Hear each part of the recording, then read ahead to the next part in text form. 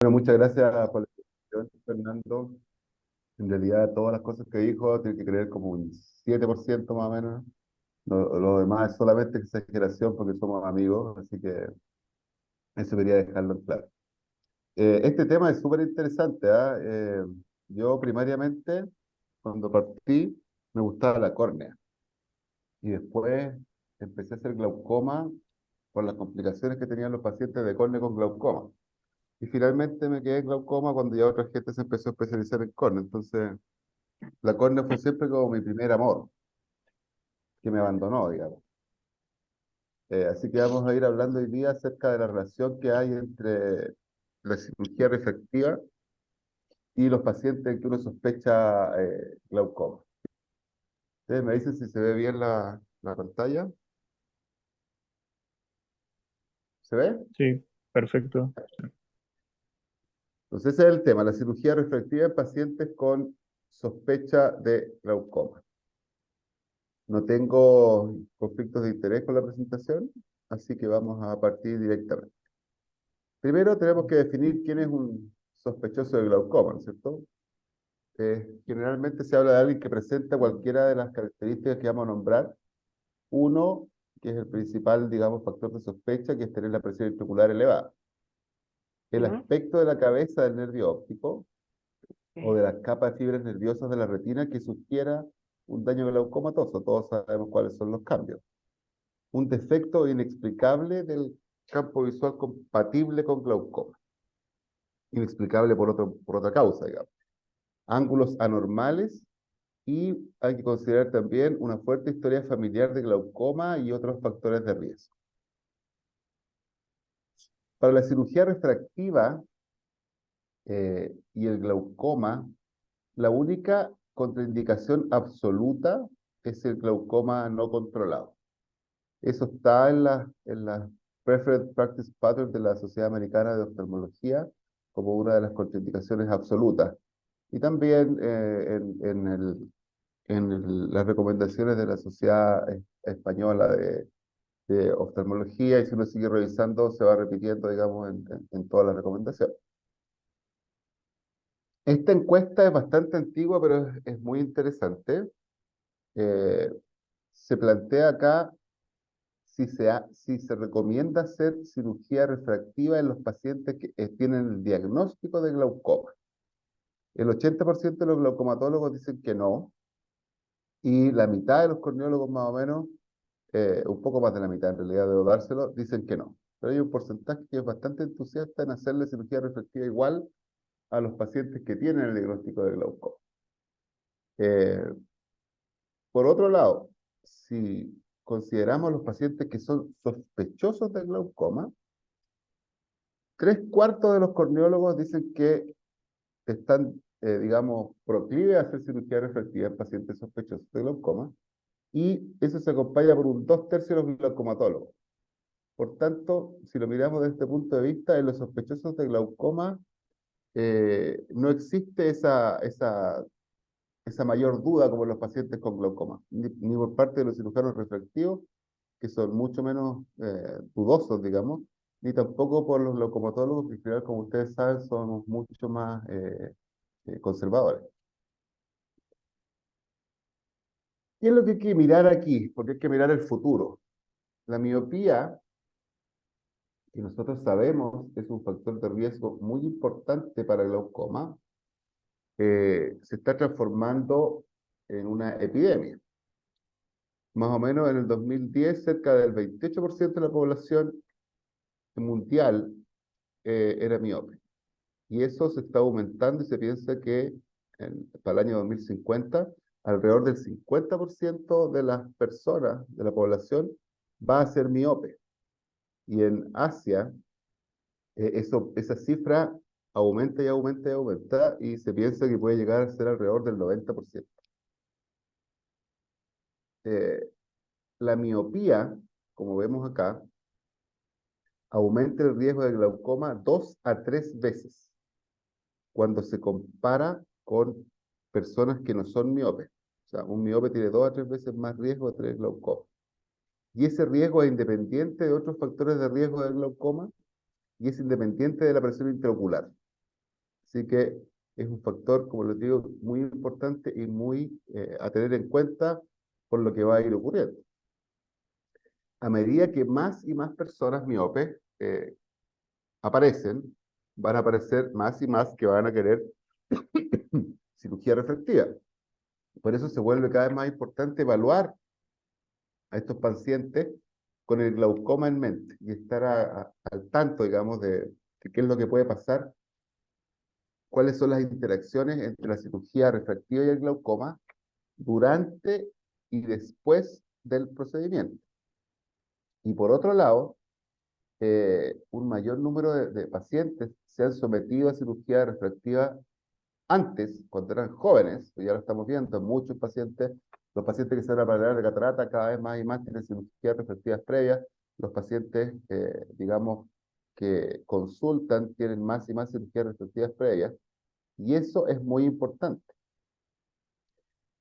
Las dificultades en el diagnóstico y en el tratamiento, entonces en los pacientes que tienen sospecha de glaucoma, uno piensa que tienen glaucoma con cirugía refractiva previa, es más difícil, porque estamos perdiendo parámetros de evaluación y uno de los parámetros más importantes de evaluación y seguimiento sigue siendo la presión intraocular, que es el único factor nosotros que podemos modificar en los pacientes que tienen glaucoma. Pero estas dificultades se pueden reducir si los cirujanos refractivos toman algunas medidas adicionales antes del procedimiento. Y esto va a ser lo que vamos a ir discutiendo ahora. Las tres cirugías queratorefractivas más frecuentes realizadas son el LASIK, el PRK y el SMILE. Y cada uno puede tener diferentes impactos potenciales en un ojo con riesgo de daño glaucomatoso. Y cada uno también puede dificultar el manejo futuro del glaucoma. Entonces, todos los cirujanos refractivos, como los especialistas del glaucoma, tenemos que estar conscientes de esto. ¿Qué pasa con el LASIK, por ejemplo? Primer problema, el microquerátomo y el láser femto elevan la presión durante la creación del flap del láser. Eso nosotros lo sabemos. El femtoláser, por su parte, presenta un menor riesgo de elevación de la presión que el microquerátomo. Si miramos ahí el gráfico, fíjense que eh, puede llegar con las creaciones con femtoláser, la presión puede llegar a cifras bastante altas, como ven ahí. Hay algunos modelos que tienen presiones, llegan a presiones más bajas, como el Visumax, que tiene 65 milímetros de mercurio. Pero fíjense ahí que hay unos que tienen más de 135 milímetros de mercurio. Eh, y si tenemos un paciente que tiene un nervio óptico, digamos, frágil, eso puede poner en riesgo al nervio. Por tanto, en los pacientes sospechosos, uno debiera, por un lado, tratar de preferir hacer el flap con femtoláser. Idealmente, conocer cuál es la presión que crea el modelo que tenemos en el ojo o preferir o cambiar el paciente y tratar de operarlo en las máquinas que ofrecen, digamos, esas presiones intraoculares más bajas durante la creación del flap. El LASIK hace mucho tiempo ha reportado, digamos, que puede provocar pérdidas en el campo visual en pacientes que tienen sospecha de glaucoma. Fíjense ahí, este es un reporte sobre un paciente que se operó un LASIK y posteriormente del LASIK aparece ese defecto en el campo visual que el paciente no tenía previamente a la cirugía. Por otro lado, tenemos que considerar que después del LASIK, los pacientes con glaucoma corren el riesgo de presentar el Post-LASIK Interface Fluid Syndrome, el PISC, que puede llevar a aumentos importantes de la presión que pueden pasar desapercibidos. Por ejemplo, en la fotografía de ahí hay un PISC después del LASIK, luego de 7 semanas de tratamiento con esteroides. Esto puede ser problemático si tenemos un paciente, digamos, con sospecha de glaucoma, porque fíjense acá, en ese paciente, cuando se le tomó la presión con el tonómetro aplanático de Goldman, la presión fue de 0. Y cuando se le tomó al mismo paciente con el tonopen 2, la presión fue de 40. ¿Y por qué ocurre eso? Por el funcionamiento del GARD. Si ustedes se fijan, en el PISC lo que se produce es que aumenta la presión y se empieza a acumular líquido entre el lecho y el flap. ¿Se fijan ahí cómo aumenta la separación entre los dos? Y eso hace que se forme una especie de colchón. Entonces, cuando ustedes toman la presión con el Goldman clásico, la presión sale falsamente baja, falsamente baja. Y eso es una cosa que hay que considerar. El paciente postoperatoriamente empieza a miopizarse, porque como la córnea se engruesa de nuevo la interfase esta que crece, el paciente se miopiza y uno tiene que sospechar en esos pacientes en que hay aumento de presión. El postoperatorio inmediato de un ojo con hipertensión relativa, hay que sospechar que estemos hablando de un hiperrespondidor a esteroides. Por ejemplo, si uno le opera a un paciente una miopía de 6, no espera que el paciente tenga presiones de 17 o 18 o cercanas a 20 en el postoperatorio. Uno espera que tenga presiones cercanas a 10, incluso que sean cercanas a una cifra. Por lo tanto, cuando uno tiene presiones limítrofes, si tiene presiones altas, es obvio, tiene presiones altas, pero si tiene presiones limítrofes cercanas a 21 milímetros de mercurio, uno tiene que sospechar que puede ser una hipertensión, porque no la estamos detectando porque la córnea está muy, digamos, muy delgada. Por otro lado, en los pacientes que tienen antecedentes de LASIK, uno tiene que estar atento a que vayan a presentar PISC, por ejemplo, después de una cirugía de catarata. Y eso yo lo he visto ya en bastantes pacientes. Pacientes que tienen historia de que están operados de cirugía refractiva LASIK, 15 años atrás, 20 años atrás, se operan de catarata y en el postoperatorio hacen un PISC. Igual que los pacientes de LASIK. Se acumula líquido en la interfase entre el flap y el lecho. Los pacientes se miopizan luego de un par de semanas de tratamiento con esteroides y presentan una PIO, al igual que otros pacientes, que es falsamente normal cuando uno la toma con el Goldman tradicional, porque se produce ese colchón de líquido que hace que cuando uno toma la presión con el Goldman salga falsamente baja. Tenemos que recordar que los pacientes que tienen glaucoma, y dentro de eso están los pacientes que son sospechosos, porque esos sospechosos algunos se van a transformar en glaucoma, son mucho más frecuentemente hiperrespondedores a esteroides. O sea, el riesgo de los pacientes glaucomatosos a responder a esteroides es mucho mayor. Fíjense ahí, ese es un trabajo que apareció en un reporte de un caso en la American Journal of Ophthalmology, en que se habla del PIS en un paciente que fue sometido a cirugía de catarata como 15 años después de la cirugía original. Así que hay que estar atento a la aparición de esas complicaciones. ¿Qué pasa con la PRK? La PRK se demora más, como sabemos, en recuperarse y requiere el uso de esteroides por periodos más prolongados después de la cirugía. Y los pacientes eh, con mayor riesgo de hipertensión ocular que es inducida por esteroides incluyen, como ya conversamos, a aquellos que tienen miopía, por una parte, a los que tienen glaucoma o a los que tienen antecedentes familiares de glaucoma. Y en la mayoría de los casos, esto, como sabemos, se resuelve después de suspender los corticoides, pero algunos se pueden quedar pegados. Y eso ocurre y van a necesitar tratamiento crónico. Los pacientes que son hiperrespondedores deben quedar consignados en la ficha y deben ser informados de esa condición. Es súper importante porque ellos pueden recibir corticoides sistémicos por algún motivo, algún tratamiento de corticoides de depósito, o ellos mismos que les indiquen algún mixto por alguna condición ocular por tiempo prolongado y tienen que saber que son hiperrespondedores porque está el riesgo de el aumento de presión en ellos que puede ser importante.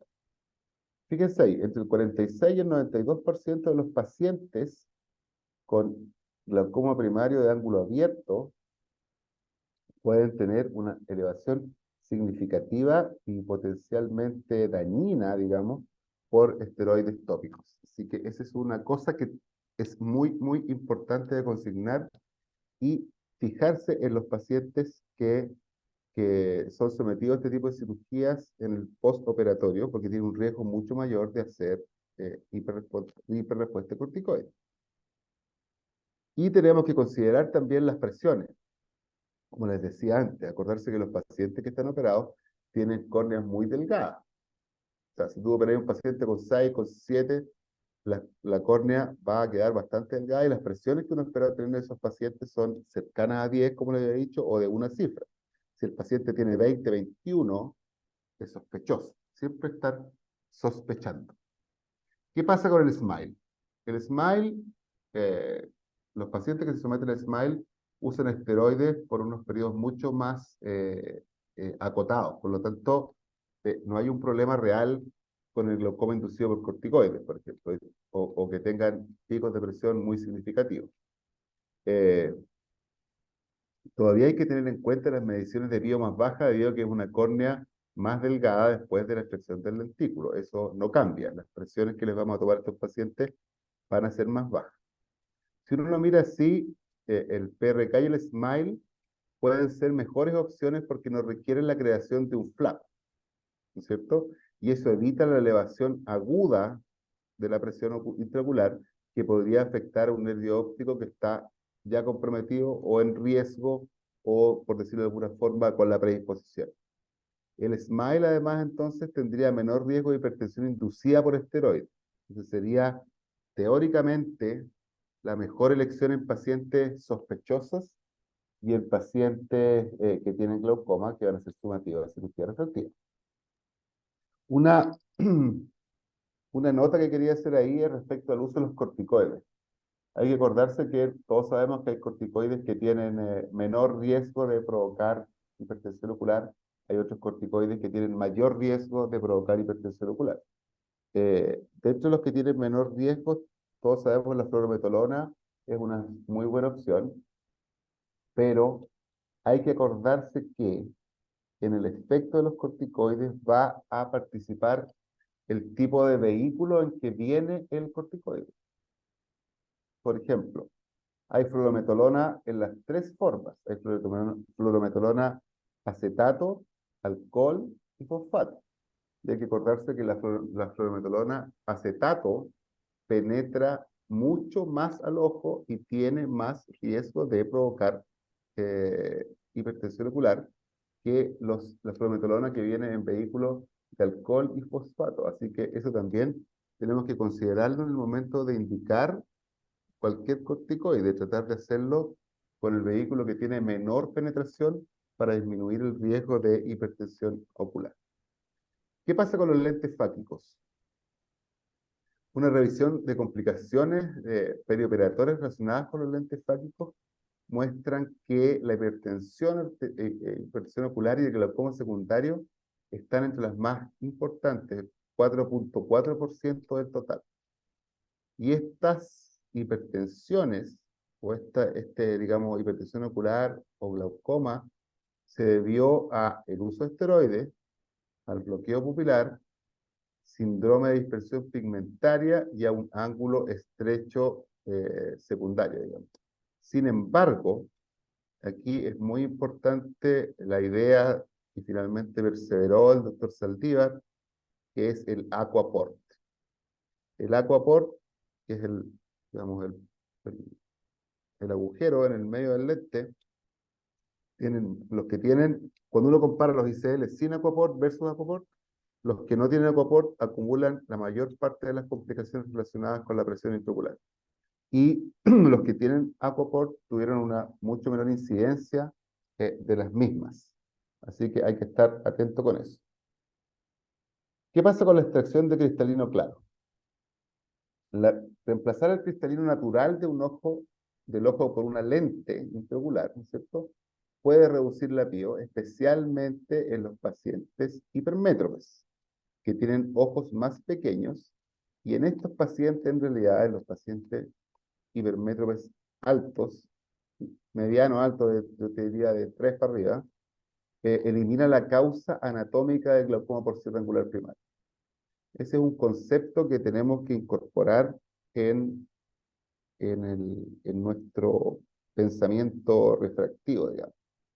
Porque estos pacientes que tienen, que son sospechosos de cierre angular, que tienen una cámara estrecha, cuando uno tiene una cámara estrecha anatómica, un ángulo estrecho anatómico, y uno empieza a seguir esos pacientes en el tiempo, más o menos un 3,5% de los pacientes anualmente van pasando a cierre angular y a glaucoma por cierre angular.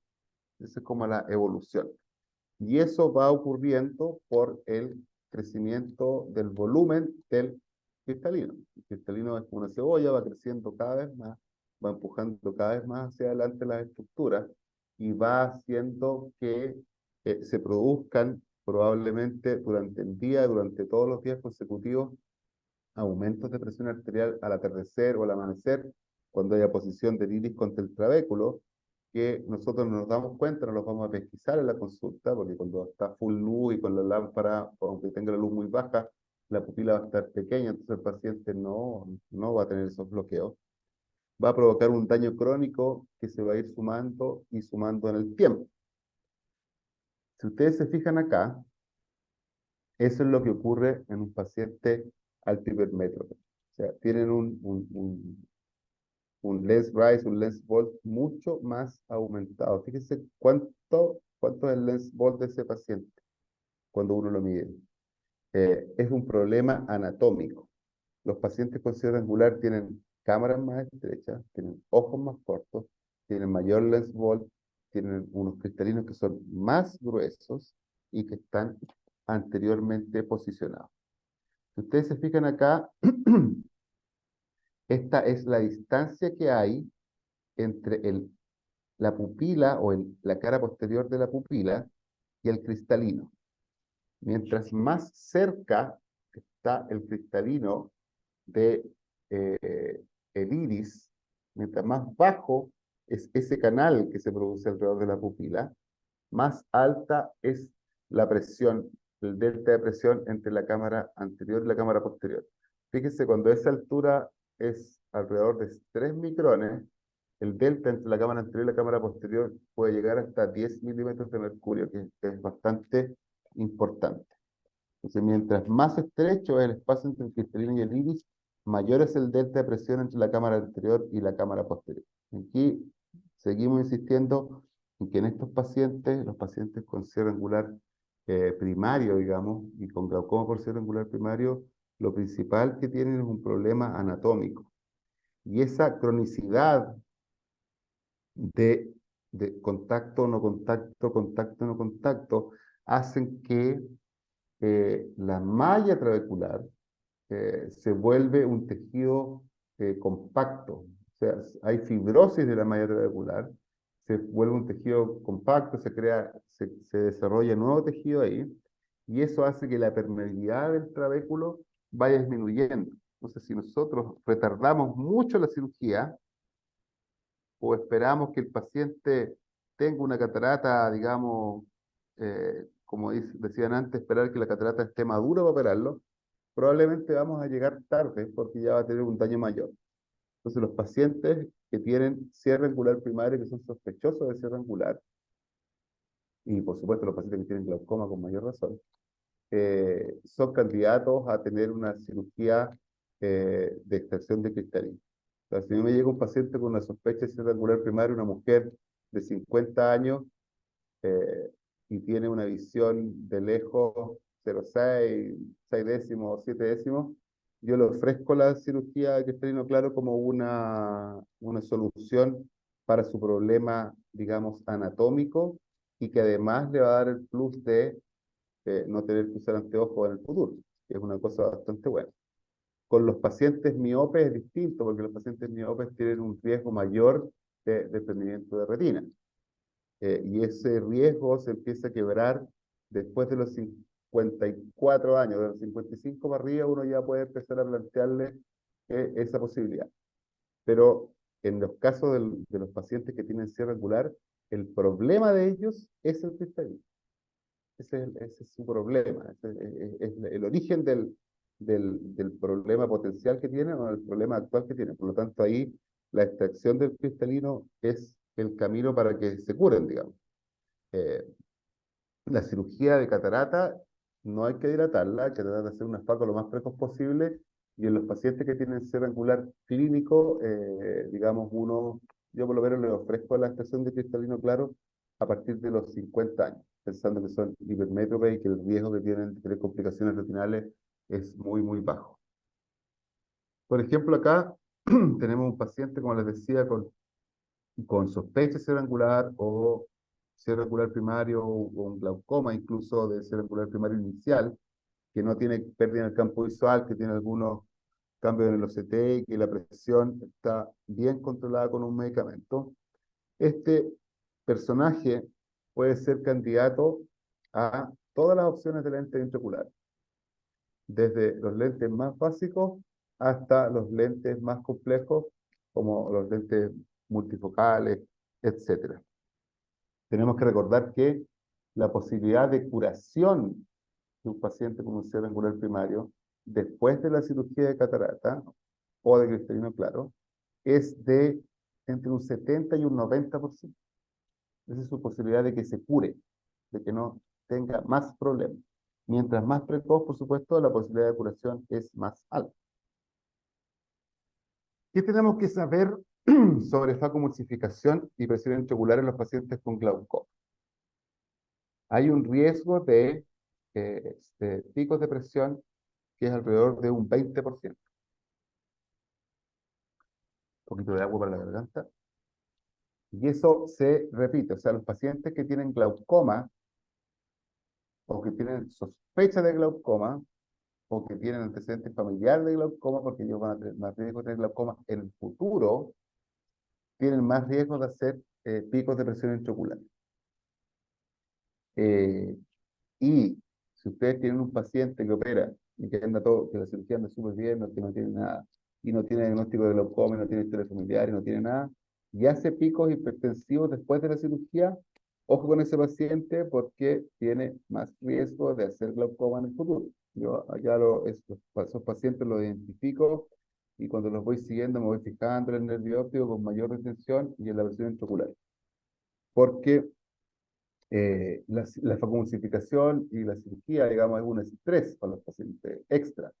Entonces, los pacientes que tienen la predisposición de hacer glaucoma tienen más riesgo de hacer picos de presión después de la cirugía. Cuando uno opera a estos pacientes, el ideal es usar acetazolamida cuando no existe alergia. Yo cuando el paciente, o lo opero, un paciente que tiene historia de glaucoma, que tiene glaucoma, digamos, hipertensión ocular, les dejo siempre haciendo solamida, porque van a ser un porcentaje importante, va a ser un pico, y el pico se produce en las horas inmediatas de la cirugía. O sea, generalmente entre la sexta y entre la hora 6 y la hora 9 después de la cirugía, y uno en general ve a los pacientes al día siguiente. Entonces, las presiones más altas las va a tener cuando no las estemos viendo. Y esas presiones en pacientes que tienen glaucoma pueden provocar un daño. Por lo tanto, la recomendación aquí, mía por lo menos, a ustedes es que cuando vayan a operar a un paciente que tenga una sospecha de glaucoma o un glaucoma, les dejen siempre acetazolamida, una tableta antes de que se vayan a su casa después de la cirugía. O se la pueden tomar antes de la cirugía, como ustedes quieran en la parte, digamos, pero tiene que ser alrededor de la cirugía para que el efecto lo esté haciendo cuando el paciente esté en la casa, que es cuando se produce el pico. Fíjense acá, después de una cirugía de catarata no complicada, los pacientes con glaucoma tienen 4 veces más riesgo de hacer una respuesta a los esteroides que los pacientes sin glaucoma. Eso hay que considerarlo también. Por otro lado, cada vez un número mayor de pacientes con glaucoma se han sometido a cirugía refractiva, como ya hemos visto, lo que hace más difícil su manejo. Sin embargo, estas dificultades las podemos reducir, como ya hemos visto, tomando algunas precauciones. ¿Cuáles son las recomendaciones? Uno, hay que hacer una buena historia clínica. Si un paciente es sospechoso de glaucoma, tiene antecedentes familiares de glaucoma o tiene diabetes e hipertensión, debe advertírsele que tiene un mayor riesgo de desarrollar glaucoma en el futuro. Es particularmente importante, digamos, enfatizar a los pacientes que se operan de miopía. Eh, y esta es otra recomendación también. Recomiendo encarecidamente que los pacientes de miopes, digamos, se hagan pruebas de referencia para detectar glaucoma. ¿A qué me refiero con eso?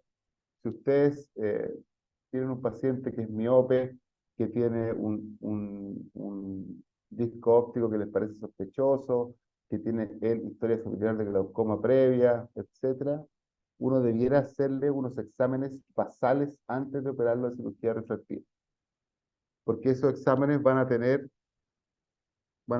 estar antes del procedimiento y van a ser la herramienta que nos va a permitir seguir al paciente en el futuro, porque las otras cosas como la presión, que es lo que más usamos a pesar de todo, es una herramienta que se va a eliminar, porque la presión va a estar siempre baja producto de la cirugía refractiva. El OCT. El OCT permite obtener imágenes de referencia y a partir de ahí establecer cambios en el tiempo, incluso en presencia de artefactos inducidos por la miopía. Los ojos con miopía moderada alta no pueden estar bien representados en la base de datos de referencia normativa. Entonces, la referencia normativa no es tan importante, sino que en estos pacientes es más importante la comparación de él con el mismo. Por eso es que es tan fundamental hacerse unos exámenes y tener esos exámenes guardados para poder compararlos en el futuro. Porque como ustedes ven acá, el adelgazamiento de la capa de fibras, como se ve en el gráfico, se puede deber solo a la miopía. Fíjense ustedes ahí que la diferencia en el grosor de la capa de fibra, solamente por la miopía. Un algo axial de 19 a los 60 años, 100 micras de espesor. De 22.5, 81.8. De 27.5 milímetros, casi 66 micrones. Pero un ojo grande de 30 milímetros, solamente por el hecho de ser miope, puede tener una capa de fibras de 60 micras, que es muy delgada y que va a caer en el espectro casi del rojo, diría yo, con 60. En los miopes, como decía, la capa de fibras nerviosas tiene que estar más concentrada en ciertas áreas, como la región perimacular, pero puede aparecer anormal en el OCT, como les decía recién, empezando a hablar como de red disease, que aparecen parámetros rojos en el examen, siendo que el paciente no tiene enfermedad. Sin la línea de base, no vamos a tener un punto de comparación, porque los pacientes que son muy miopes, con los golceles muy altos, esos pacientes no quedan bien en la base de datos, no se ajustan, van a tener valores extraños. Entonces, la única forma de seguirlo es siguiéndolos sobre sí mismos. Ese, por ejemplo, es un defecto que no es real, sino que es un defecto provocado por la forma y por la inclinación del nervio óptico. La mayoría de los estudios han mostrado que no hay cambio en la medición de la capa de fibra después de la cirugía refractiva. Por lo tanto, no es necesario hacerle otro CT a ese paciente, sino que solamente si después aparecen sospechas, uno va tomando los exámenes y comparándolos con los anteriores. Eh, el OCT detecta los cambios estructurales y en los campos visuales revela la pérdida funcional y ambas pruebas juntas son las que te permiten hacer el diagnóstico y por supuesto hacer el seguimiento. Si hay cambios sutiles en el campo visual, estos pueden ser no indicativos de glaucoma, sino que pueden representar una normalidad nueva, porque empiezan a ver los pacientes que se someten a cirugía refractiva, empiezan a ver distinto, no quedan viendo igual como veían antes. Pero debemos estar conscientes que existen defectos en el campo visual que ocurren solamente por la miopía. Y son del todo similares a los observados en el glaucoma. Y estos clásicamente son cuatro, que son el aumento de la mancha ciega, el escalón nasal, un defecto arqueado paracentral. Este trabajo es súper bueno si lo quieren revisar, y aquí muestran los defectos. Esos cuatro, el defecto paracentral, el escalón nasal, el defecto parcial arqueado y el defecto arqueado, son tanto del glaucoma como de la miopía. Pueden aparecer indistintamente en los dos y eso los hace, digamos, más difíciles de, de, de echarle la culpa a una cosa u otra.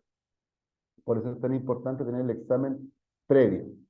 Eso puede ser, si te haces un examen a los 30 años y tienes una lesión, está todos los parámetros normales, y te aparece un cambio en el campo visual, claro, eso es producto de la miopía.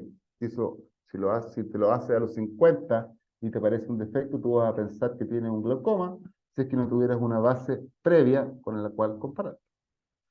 Ahí se ven los defectos, como habíamos visto, que son los defectos que son glaucoma-like, que son los que pueden tener los pacientes con miopía y que se pueden parecer de todo al glaucoma.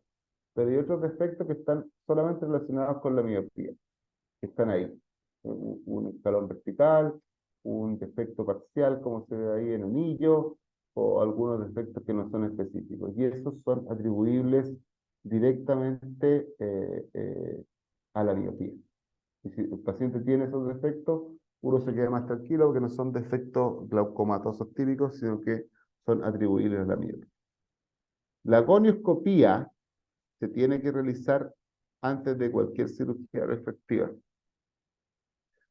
y rutinariamente, para verificar si el ángulo está abierto o cerrado, pero también para verificar cuánto pigmento hay, porque de repente tenemos un paciente miope que tiene un ángulo gigante y uno dice, ¿para qué le vamos a hacer una gonioscopía?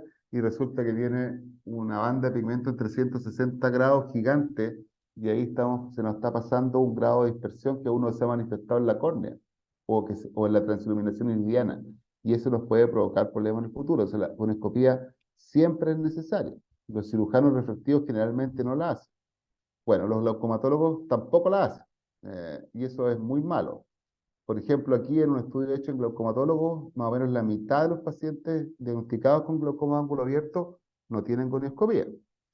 Y fíjense en el dato de abajo, la mitad de los pacientes que se van a operar de glaucoma no tienen gonioscopía en los 4 a 5 años previos, y eso es impresentable. ¿Ya? Debido a que los hipermétropes tienen ojos más pequeños y ángulos más estrechos, y un segmento anterior mucho más crowded, mucho más congestionado, se han reportado casos de glaucomas agudos después del LASIK.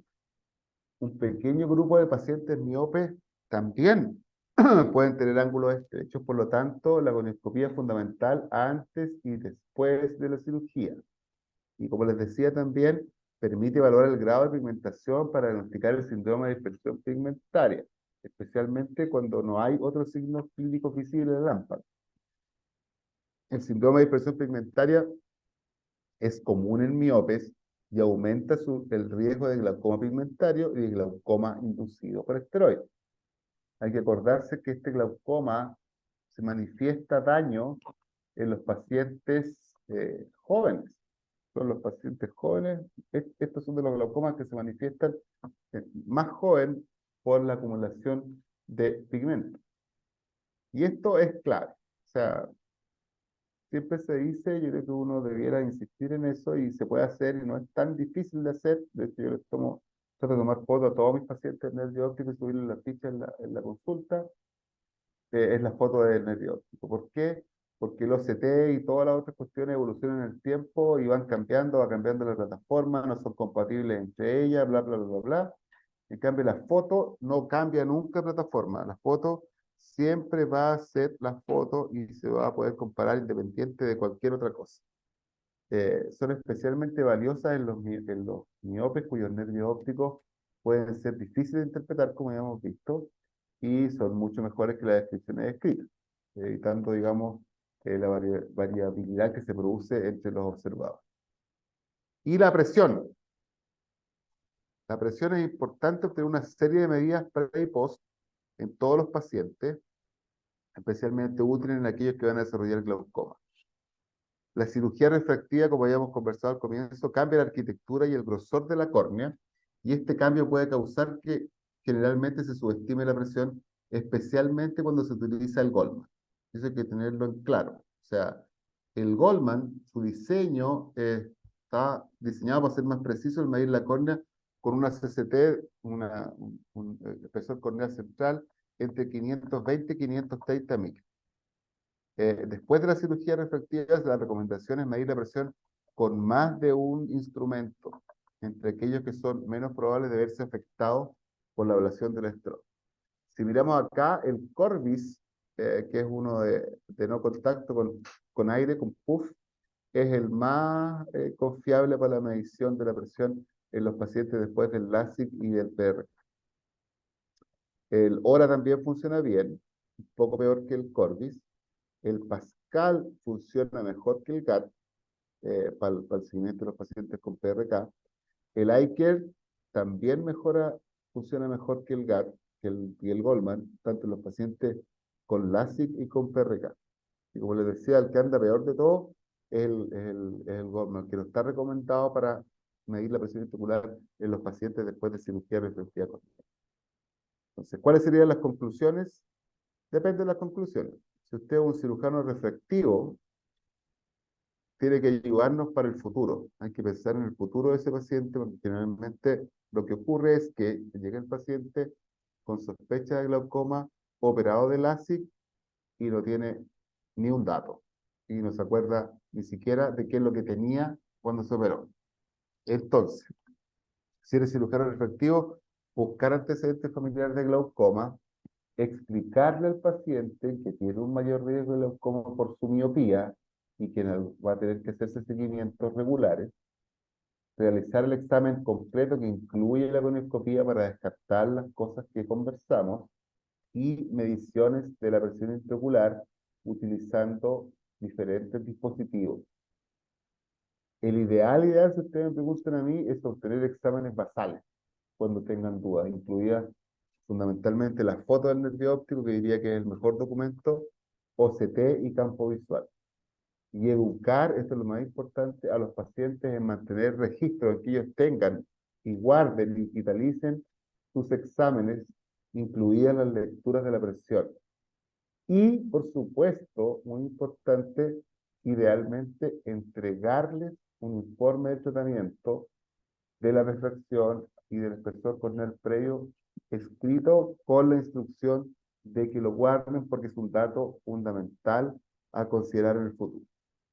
Y por otro lado, si eres un glaucomatólogo, preguntar específicamente al paciente sobre cirugía refractiva. Porque muchos pacientes cuando dejan de usar anteojos se olvidan que fueron miopes, se olvidan que se operaron, se olvidan de cualquier cosa. Y de repente uno está medio apurado y hay ojos que uno los tiene que mirar mucho, mucho, mucho para darse cuenta dónde está el flap. Eh, Porque con el tiempo se pierde, digamos, y se hace difícil identificar los bordes de alguna cirugía refractiva. Y si uno lo hace rápido, es muy fácil que se le pase. Hay que recuperar la refracción previa y tratar de saber cuánto fue la ablación que se le realizó al paciente. La paquimetría previa también. Y aquí es importante acordarse de medir la presión con otros métodos distintos al GAT, a la tomografía de Goldman, que es la que tiene un peor rendimiento y que son más confiables en los pacientes que tienen alteraciones de la biomecánica corneal. Y prestar, por supuesto, más atención a los otros parámetros de evaluación que no sean la presión intraocular, porque esta siempre va a ser la que nos va a provocar o sea, el menor valor, digamos, en el seguimiento post cirugía refractiva corneal. Muchas gracias. Espectacular, la verdad que espectacular, Juancito. Muy, muy bien. Muy, muy bueno. La verdad que no, pocas veces uno lo ve, digamos, con el enfoque que le metes vos, porque claramente estás de los dos lados. En el fondo eso es lo que debería seguir, ¿no? En la oftalmología, que todos estuviéramos subespecializados en todo, pero no se puede, claramente. No se puede. Juan, mira, a lo largo de tu charla, y para no interrumpirte, fuimos tirando algunas cosas que por ahí nos gustaría preguntarte. Todos estamos apretados un jueves con el tiempo, así que vamos a tratar de ser veloces. Hay veces que los cirujanos refractivos, cuando vamos a hacer una lensectomía clara en una cámara muy estrecha, tenemos el miedito de que si lo dilato me hace un glaucoma agudo en la sala de espera. ¿Tiene lógica hacerle una ilectomía periférica a los pacientes de cámara muy estrecha, preoperatoria de una lensectomía clara? No. Correcto. Antes de la cirugía, ¿haces tú? Claro, mi pregunta es, muchos pacientes, viste, tienen cámara de estrecha, les voy a hacer una lensectomía clara porque es un hipermétrope de +5 con 58 años, todo fantástico. Y por ahí se plantea la duda, a veces por el médico que lo deriva, Fernando, cuando lo dilates en la sala de espera, va a ser un ángulo estrecho, en la sala de espera del quirófano, ¿no? No, ¿No no, es conveniente hacer una ilectomía periférica previa? no. No tiene sentido hacer una idiotomía previa. No. Eh, si ustedes lo miran, esa cuestión es súper interesante también.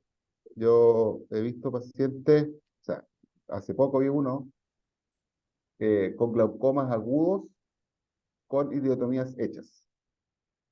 Si uno revisa los pacientes después de la idiotomía con VM, mientras más añosos, por supuesto, es peor, entre el 20 y el 40% de los pacientes todavía se pueden ocluir con la idiotomía previa, porque no, eso no te libera. Por eso es que la recomendación en los pacientes que tienen el cierre angular es sacarle el cristalino. Esa es la solución definitiva, digamos. O sea, la mitad de los pacientes que les va a hacer idiotomía igual se pueden bloquear después en la casa si se dilatan. No, Así no, por que, supuesto. Ese era, viste, es una pregunta a veces bastante frecuente en el médico que te deriva el paciente para que vos lo veas. Después, otra. otra cosa ahí te quería decir, mira, Sí, respecto al mismo paciente, porque la historia es súper entretenida. Yo sé que hay poco tiempo y todo. Pero una paciente mía, que yo la veía hace tiempo, le había hecho idiotomía. Y ella no se quiere operar, que es media porfiada, no se quería operar y todo. Ya, filo, le hicimos la idiotomía, la seguimos controlando y llegó con un DBP. Entonces, paciente con idiotomía, ángulo muy estrecho, le dije a la TENS, póngale una gota de Mistrin, nada más, una sola. La paciente dilató un poco, la revisamos con el retirólogo, no tenía ninguna lesión, para la casa. A los 2 días fue a ver a otro oftalmólogo que era amigo de su hijo para corroborar el diagnóstico y la dilataron full. Y ahí hizo glaucoma agudo. En esos pacientes, si tenéis que hacerle alguna cosa, alguna revisión de emergencia, idealmente hacerlo con un solo medicamento, una sola gota del que tenga menor, ¿cómo se llama? Vía media, para disminuir el riesgo que se vaya a bloquear en la casa después. perfecto. Otra más, Juan. Viste, está muy establecido que cuando tenés un glaucoma que está controlado con medicación, pero que de alguna manera está con 2 gotas o algo por el estilo, lo vas a operar de cataratas y si tiene algún daño o alguna característica especial en su campo visual, le propones una cirugía angular, ya sea con el CAHUC, ya sea con un iStent o con cualquier dispositivo, o sea, le combinas la catarata con cirugía angular. Sin embargo, en las lensectomías claras, no es tan frecuente ese tipo de agresión. Vos en algún caso lo hacés cuando vos ves que le vas a hacer una disectomía clara y que te puede resultar, qué sé yo, como un cinturón de seguridad, hacerle una cirugía angular, se lo explicás, proponés y lo llevas a cabo, o lo esperás y le haces en todo caso la cirugía después, o le haces un SLT después con el ángulo abierto. Sí. Ahí hay que hacer la distinción de los pacientes si tú tienes glaucoma por cierre angular o glaucoma de ángulo abierto.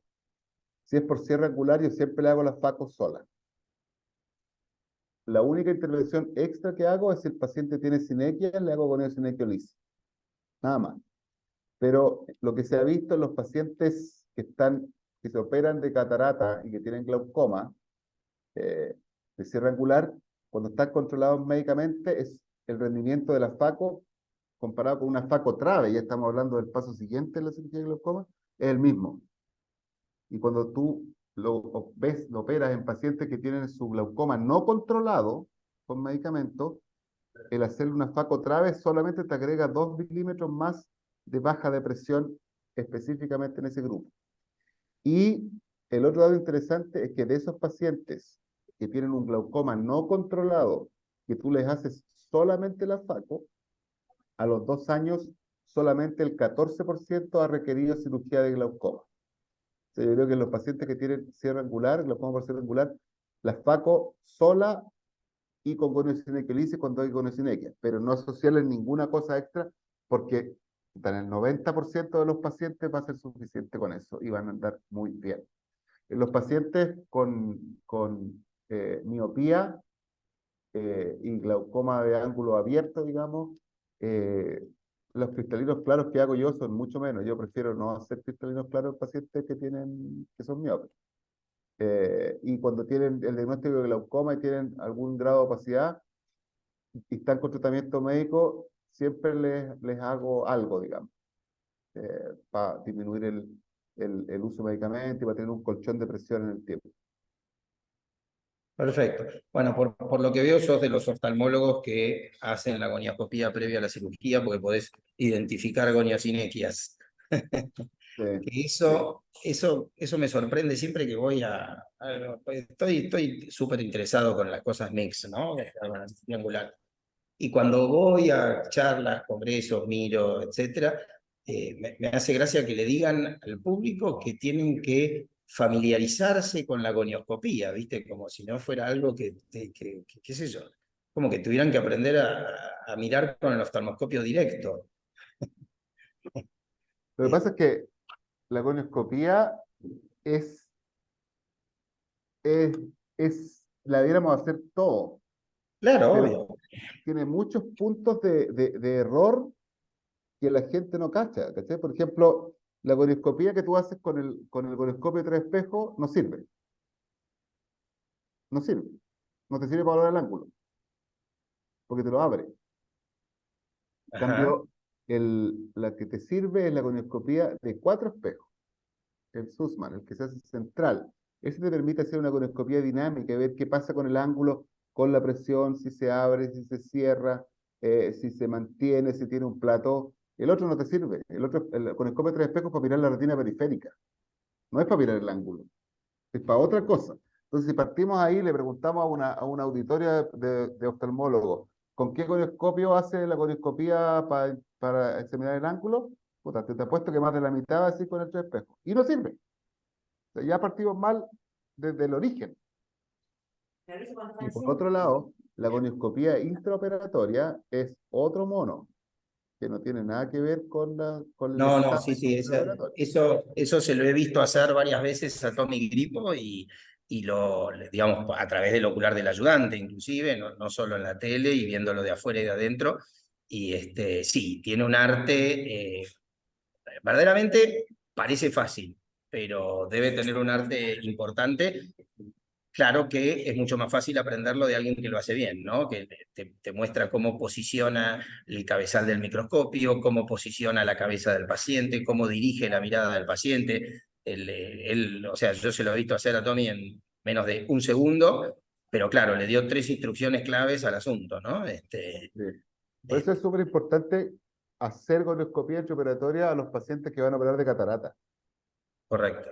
Esa es la forma de acostumbrarse. O sea, hacer la Claro. cirugía, que esté la herida hecha, porque eso es súper importante, que no esté el ojo cerrado. El ojo cerrado, la cuestión no tiene ni un brillo, está durito. Correcto. La cuestión es que esté con el ojo abierto y ahí al final de la cirugía hacer el examen, mover, fijarse cuánta presión tenéis que hacer en el ojo con la que se empieza a arrugar la córnea y no ver nada. Entonces, Sí, es tener que ir tomando la sensibilidad. tiene, Fácil. tiene, se puede hacer la curva de aprendizaje claramente con pacientes normales. Perfecto. Sí, claro, absolutamente. Perfecto. No sé si alguien tiene alguna otra pregunta para este monstruo. Nadie por allí. Todo quedó claro y redondo. Bueno, fantástico. Bueno, siendo exactamente las 7:57 con esta puntualidad mayoriana característica, te agradecemos muchísimo, Ah, pero Juan. mira, no me salió la última diapositiva. A ver, Déjame. Se me olvidó, se eso, me saltó. eso viene ¿Cómo se para llama mí, me aquí? parece. Ahí está, mira. Ahí te vamos a poner. Está ahí. Y era gracias. Y era Gracias especialmente al doctor Mayorga por la Ojalá, invitación. ojalá, ojalá tuviera ese perfil. Muchas, muchas gracias, Juancito. Un honor. Esperemos tenerte de vuelta con otro tema porque la verdad que fue súper interesante. Bueno, gracias a todos, muchachos. Nos vemos en Muchas la gracias a trinchera. todos por estar tan temprano, que estén muy bien. Muchas, muchas gracias. Chao, chao.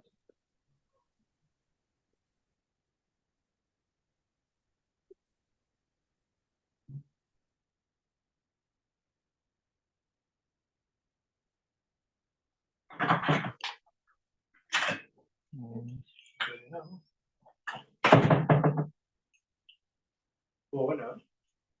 Sí, che.